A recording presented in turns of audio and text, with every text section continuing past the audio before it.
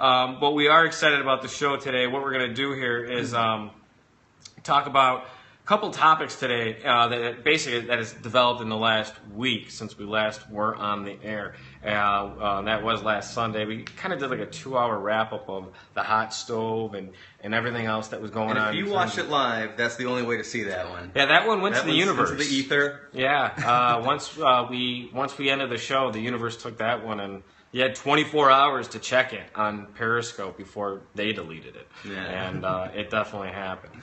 That's okay, though. First story we're going to talk about today is probably one of the bigger stories, right?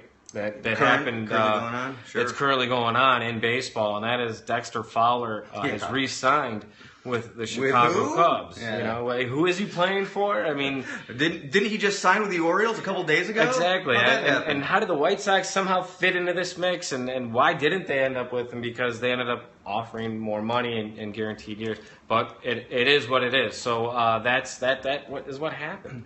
But like he went back to the Chicago Cubs, but the way everything kind of unfolded is a little strange is the best way to put it. Yeah. And just to give you guys a quick rundown of what went down is that he was one of the last premier free agent probably on the market. Would you agree? He was one of the only two people left with qualifying offers attached to him. The other one also got signed today. We'll get to him later. Right. But yeah, so he was definitely the last big outfielder. Hey, a heart. We don't get those often. No. I think people are very introspective. I know. They're all just like, who are these people? Yeah. But we love hearts. Someone from an earlier show called them farts because they just kind of pop up out of nowhere. And then slowly fade away. And then they fade away into the distance. They dissolve like a fart in the air.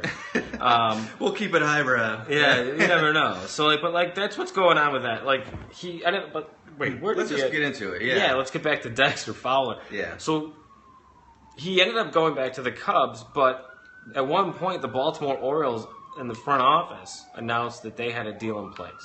Yeah, they didn't release a press release, but somebody sources was within the front office, 2 journalists. More than one journalist. Yes, yeah. There was a few journalists actually came out and said because they were being the ones who were being attacked and blamed for the mishap. And this guy comes out and he says, "Hey, I had nothing to do with this as much as any other, or I had as much to do with it as any other reporter. I just listened to my source, I confirmed it, and I reported the story." Yeah. And that's all this guy did. And now it looks like it's somebody within the organization was not on the same page or something got lost in translation.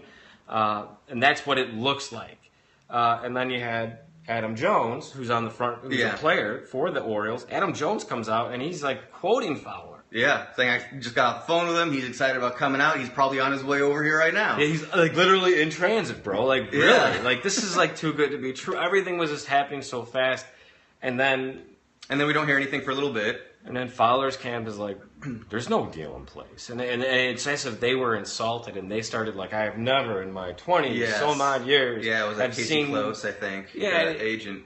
And it's just kind of like, what in the world? That would have been amazing. That would have been amazing for Cup of Joe, and we would have loved it over there. And thanks for the effort, too. Yeah, At least you got to talk to Alan Trammell. That's pretty cool. Yeah, is he a Hall of Famer? Or was he's on the ballot? No, but he was on the ballot. He was just one of these guys that was solid, very good for a long time. But he was never, elite.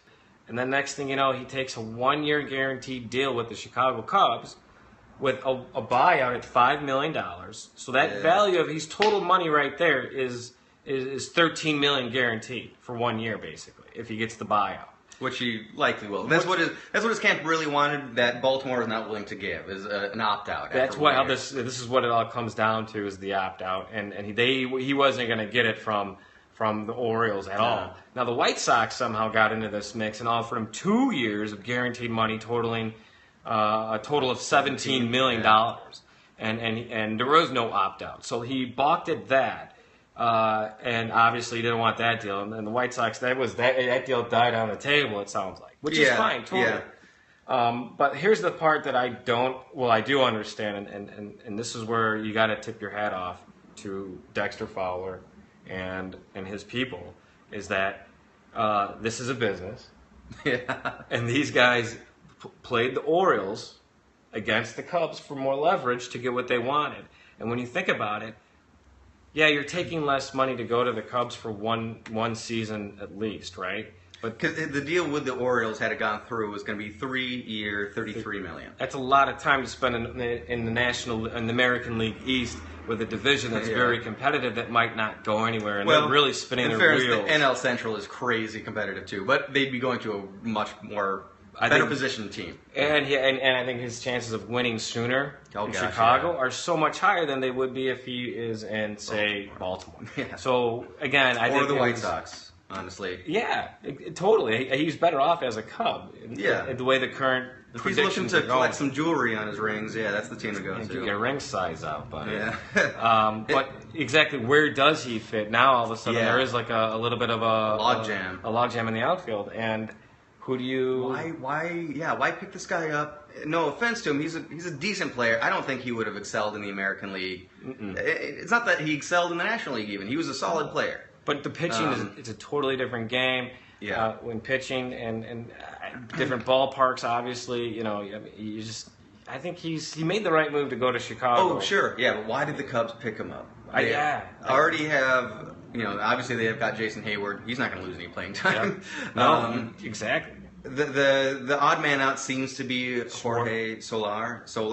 I always get his name wrong. Max, if you're watching, you can correct me on that. And I heard it was not only that, but like there's a platoon situation with Schwarber now, and that's very possible. All of a sudden, Schwarber's value went down to a platoon status. Yeah, seriously. Really? Like this guy, all of a sudden, like the guy hit it was amazing in the postseason, and everyone's talking about how wonderful he was. Like a Jim Thome type. The future is here. Oh, let's win now. And this was all after the postseason, and then slowly, as we get closer to spring training, now we're going to devalue what. Yeah. Not only take him out of the lineup a lot. Yeah. Kyle Schwarber's they're both very young guys, so you want to get them their playing time. You want them to develop. They're not going to develop as much on the bench. Or if you want to try to get something out of them, try to sell as high as you can. This is not a good time of year to make your trades. The teams are pretty much set at this point. So you don't have a dance partner for trades at this stage in the off season. So it's a very peculiar moment. Plus, obviously, he was attached to draft pick compensation, so the Cubs could have recouped an additional pick for losing him from Baltimore or the White Sox, which is not going to happen now. And also, you can't forget that in the end of the day, you're talking about Dexter Fowler's people. He's trying to do everything he can in the planet to make good, because he was likely the guy whispering in Fowler's ear, don't take the qualifying offer. You can get more elsewhere. Yeah. That qualifying offer was a 1-year, $15.8 million deal. It's not hurting that much, but he's likely going to get 1 year, $13 million now. So he did take less money. Maybe that's why they brought him back, is that they're anticipating an injury down the line here, that they want to have insurance, and that to me would be a smart move. Sure. But again, it's like you're devaluing other players on the team, and if Fowler's only like, let's say, a lot of players play well when they're playing all the time. Yeah. You know what I mean? And when you start, messing with that mojo and that rhythm of not playing all the time, it's correct. A $1 million or $8 million insurance policy, and again, I think the Cubs are managing it well.